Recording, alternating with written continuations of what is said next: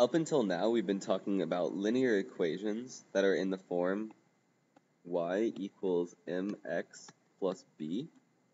And today we're going to talk about another form of a linear relationship called direct variation. I'll write this down. Direct variation. And this is very similar to the linear equation, although it's more specific because it's in the form of y equals kx and not including this b. What this means is this is a linear equation. You can think about m and k as the same thing. M is slope and k is the variation constant, but it's like slope.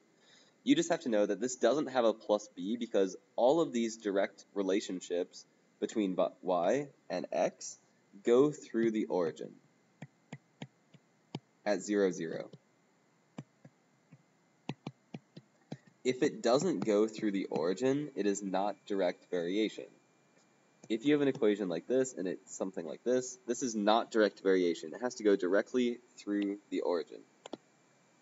And what this relationship y equals kx expresses as x changes directly in proportion to y. So there's this number that relates both of them, but they change directly with one another.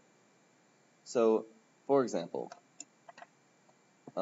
let's say they tell you x is equal to 12 and y is equal to -4. And they say these things vary directly. You can set this up into a ratio to find k, to find the relationship. What we're going to do is we're going to treat k like slope. Remember, slope is rise over run, or y over x, something like that. We're going to take this y, -4, put it over the 12. This gets -1/3. And so this relationship between x and y, this direct relationship, can be expressed as y equals -1/3 x.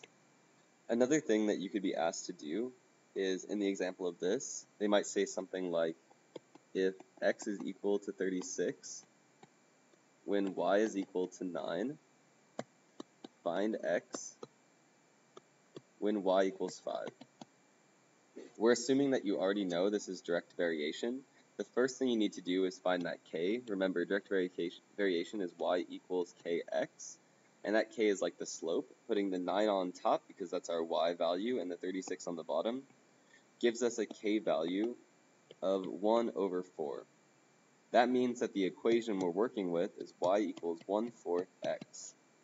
Then, once we establish that, we can find x when y equals 5. We're just going to plug in the values. So y is 5 equals 1/4, and we're looking for x. Multiply times 4 to get 20 equals x. I'd also like to remind you that the equation for direct variation is y equals kx.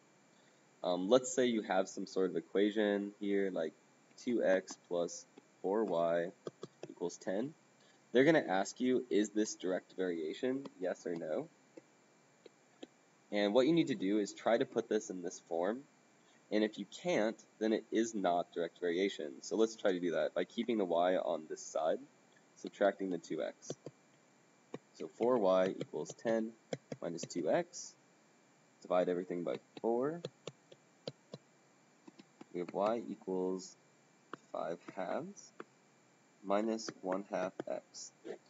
Just looking at this, we know that this is not direct variation because there is this constant. This is a linear equation, y equals mx plus b, but it's not direct variation because there is a b, and that's not allowed.